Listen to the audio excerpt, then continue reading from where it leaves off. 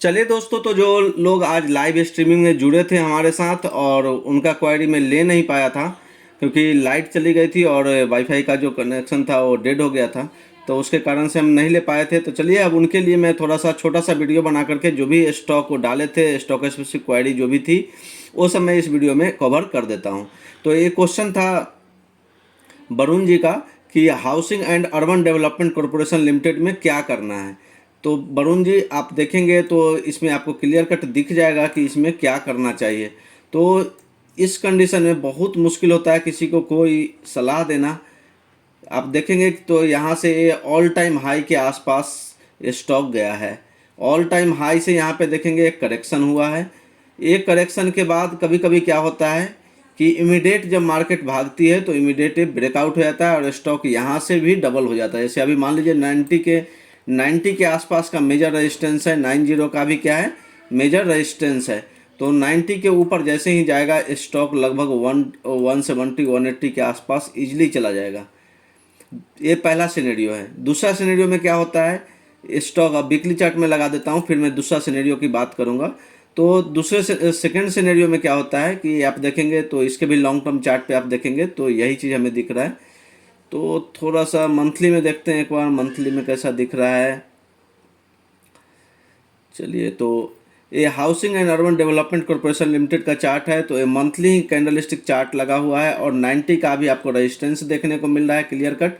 90 के ऊपर जाएगा तो पहला सिनेरियो मैंने बताया कि 170 180 तक ये जा सकता है। दूसरा सिनेरियो क्या होता है, वीकली चार्ट में जब लगाया तो यहाँ पे देखा कि ये सेलिंग प्रेशर आई है। कभी कभी क्या होता है स्टॉक काफ़ी दिनों तक एक रेंज में ट्रेड करते रहता है।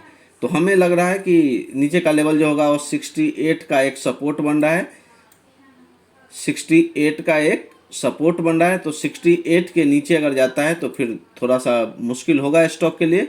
अदरवाइज जब ऑल हमारे हिसाब से अगर इसमें पोजीशन बनाना है तो ऑल टाइम हाई को ब्रेक होने दीजिए, फिर इसमें बनाइए, क्योंकि ऑलरेडी ये ऑल टाइम हाई के आसपास से करेक्शन हुआ है। अब कितना दिन इस रेंज में रह जाएगा ये नहीं बता सकते हैं। तो जैसे ही मार्केट का मूवमेंट होता है इसको ट्रैक करते रहिए और आपके ऑल टाइम हाई के आसपास आता है तभी ये स्टॉक में इंटर कीजिए। दूसरा चीज़ ये है कि आप इसका फंडामेंटल भी जा करके देख सकते हैं कि फंडामेंटली कंपनी कैसी है। अगर फंडामेंटली स्ट्रांग है तो छोटी सी क्वांटिटी आप डाल करके उसको छोड़ सकते हैं ट्रैकिंग के लिए। तो मैंने ये सारा कुछ आपको डिस्कस कर दिया है housing and urban development corporation limited के बारे में। अब आइए, एक राय सर का क्वेश्चन था जो मैं नहीं ले पाया था, इन्फो एज का।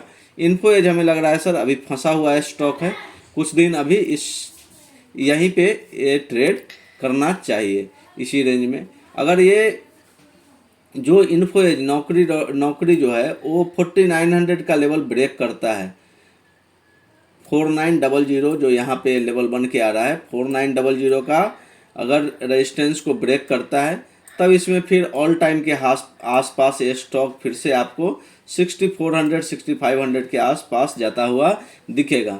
ये इन्फो एज naukri.com जो है पहले भी हमें काफ़ी लोगों ने बोला था 2021 में, तो मैंने क्लियर कट बोला था कि ये वन साइडेड मूवमेंट है ये वाली। तो मैं करेक्शन का वेट करूंगा, 6 महीना से पहले मैं कुछ नहीं बता सकता इस स्टॉक में। इस स्टॉक से दूर रहिए, अगर है भी तो कम से कम कुछ ना कुछ क्वांटिटी बुक कर लीजिए। अभी क्या हुआ है, वहाँ से स्टॉक लगभग आधा हो गया है। जो हाई बना है और जो लो बना है अभी का, वहाँ से देखेंगे तो आधा से भी ज़्यादा, 50% से भी ज़्यादा का रिट्रेसमेंट हो गया है। लग रहा है 61.8% के आसपास का रिट्रेसमेंट इसमें कंप्लीट हो गया है। तो हो सकता है, लेकिन स्टॉक क्या है कि यहाँ पे कंसोलिडेशन करना स्टार्ट कर देगा तो फिर दिक्कत हो जाएगी कितने टाइम के लिए आप होल्ड करेंगे। जैसे डी मार्ट में आप देख रहे हैं कि क्या हो रहा है, सेम चीज़ डी मार्ट में भी हो रहा है। वैल्यूएशन बहुत हाई थी, स्टॉक फंडामेंटली स्ट्रॉन्ग था जिसके कारण कि स्टॉक गिरा नहीं ज़्यादा, लेकिन वहीं पे ट्रेड कर रहा है। तो ये दो स्टॉक मैंने आपके साथ डिस्कस कर दिया है। तीसरा है रिलैक्सो। तो रिलैक्सो का चार्ट हम देख लेते हैं कि क्या है। तो रिलैक्सो में आते हैं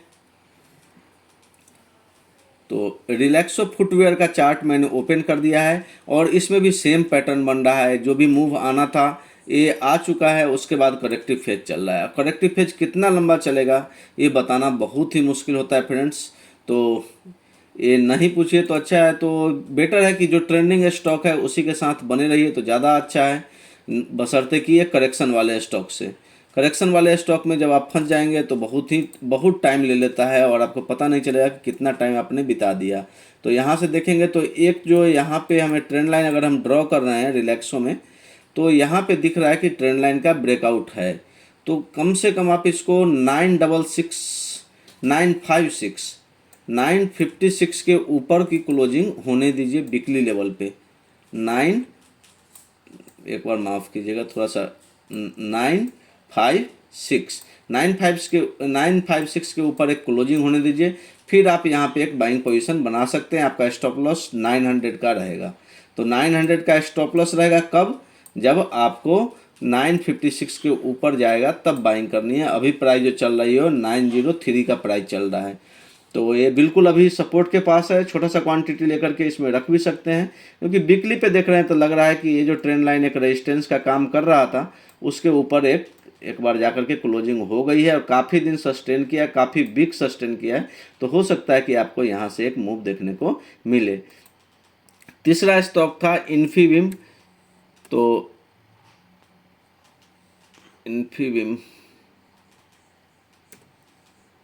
इन्फीबीम का हम चार्ट देख लेते हैं और फिर बात करते हैं। इन्फीबीम एक ऐसा स्टॉक है जो हमने बाइंग किया था जब मैं स्टार्टिंग में थे। ये देख रहे हैं ना, 2018 में ही मैंने स्टार्टिंग किया था और 2018 के आसपास इसका हाई लगा था और मैंने इसको 50-55 के आसपास, हाँ 50 के आसपास इसको बाइंग किया था, है ना। इस कैंडल पे बड़ा सा जो आपको ग्रीन कैंडल दिख रहा है ना, यहीं पे इसने हमको फंसाया था और मैंने कहीं जाकर के 28 के आसपास इसमें से एग्जिट किया था, निकल गया था किसी तरह की। चलो ठीक है, जो हो गया वो हो गया।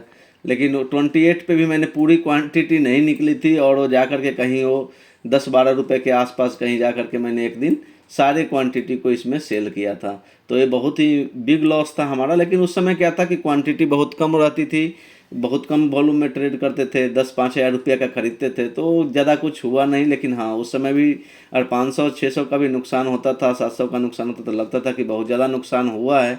तो वो चीज़ थी। अभी इसमें बेसिकली क्या चार्ट पैटर्न बन रहा है, आप फंडामेंटली जाकर के कंपनी को एनालाइज कीजिएगा, तभी इसमें कोई ट्रेड लीजिएगा। क्योंकि मैं इसमें एक बार फंस चुका हूँ और एक बड़ा मूव हमने बहुत, मतलब 50% से ज़्यादा कैपिटल में इसमें लॉस कर चुका हूँ, जितना पैसा लगाया था उसका। तो समझ सकते हैं इसने मुझे बहुत लॉस दिया था। अब मैं क्या बोलूँ इसके बारे में। तो इन्फीबीम वगैरह स्टॉक जो है ऑपरेटर ओरिएंटेड स्टॉक है। ऑपरेटर जैसा चाहता है उस तरह से इसको मूव कराता है, फिर न्यूज में लाता है और फिर सेल करके वो निकल जाता है। तो ये सब स्टॉक से बच के ही रहिए तो ज़्यादा अच्छा है। अच्छे स्टॉक, अच्छे फंडामेंटली स्टॉक के साथ रहिए। तो दोस्तों, मैंने जो प्रॉमिस किया था आप लोगों के साथ कि लाइव स्ट्रीमिंग नहीं हो पाया तो कोई बात नहीं है, मैं आपके साथ आकर के बिल्कुल डिस्कस करूंगा। जो स्टॉक, तो ये 3 स्टॉक थे जो छूट गया था, जिसका हम डिस्कशन नहीं कर पाए थे, तो ये तीनों का डिस्कशन मैंने कर दिया है। इन्फीबीम की अगर डेली कैंडलस्टिक चार्ट में देखेंगे तो एक अच्छा यहाँ पे पैटर्न बनता हुआ दिख रहा है। अगर यहाँ से फिर से अगर आता है, मोमेंटम आता है और 23 के ऊपर अगर जाता है, ए वाला मोमेंटम का हम बात कर रहे थे, ए वाली पहला move, first move, second move, third move, fourth move और एक फिफ्थ मूव बचा हुआ है। तो अगर 23 के ऊपर अगर जाता है तो 55 के आसपास भी जा सकता है, 55-50 के आसपास इजीली जाएगा। लेकिन ऐसे स्टॉक में फंसने से अच्छा है कि आपका पैसा अपने फिक्स डिपॉजिट में ही डाल दे तो ज़्यादा बेटर है। कम से कम पैसा तो सेफ रहेगा, क्योंकि ये सब क्या बोलते हैं, ऑपरेटर ओरिएंटेड स्टॉक है। इस समय आपको पैसा बनाना बहुत मुश्किल हो जाता है। तो चलिए दोस्तों, आज के लिए इतना ही। फिर हम मिलेंगे, देखते हैं। ट्यूसडे का प्लान कर रहे हैं, ट्यूसडे का हॉलीडे है और विजयदशमी है, तो उस दिन का प्लान कर रहे हैं। अगर हमें टाइम मिलेगा तो मैं आपके साथ अपडेट कर दूंगा और उस दिन लाइव आते हैं, फिर हम लोग बात करेंगे। Thank you.